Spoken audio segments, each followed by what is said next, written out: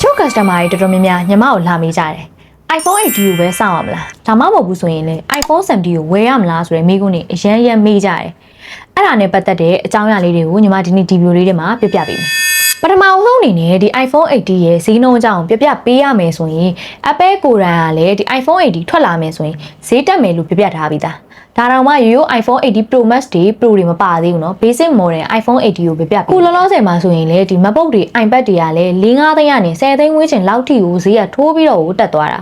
အဲ့တော့အခုလောလောဆယ်မှာကိုကဘာ iPhone model update ကိုကင်ရမလဲတွေးဝေနေတယ်စဉ်းစားနေတယ်ဆိုရင်တော့ဒီ iPhone ရိုးရိုး basic model ဖြစ်တဲ့ 70 လေးတွေကိုရွေးချယ်ဖို့ recommend ပေးတယ်ဒီကောင်လေးတွေဆိုရင်နောက်ဆုံး update လောက်ထိကိုရအောင်မယ်ဘာလို့လဲဆိုရင်ဒီ iPhone 8ကဒါမဲ့ဒီ2026မှာမထွက်ဘဲနဲ့2029ကျမှထွက်မယ်လို့လေသတင်းတွေကအခုပြောပြထားနေဆိုသိရတယ်အဲ့တော့အခုလောလောဆယ်မှာ iPhone 7 က update လေးဖြစ်တယ်ကဲအဲ့တော့ကိုကနောက်ဆုံး model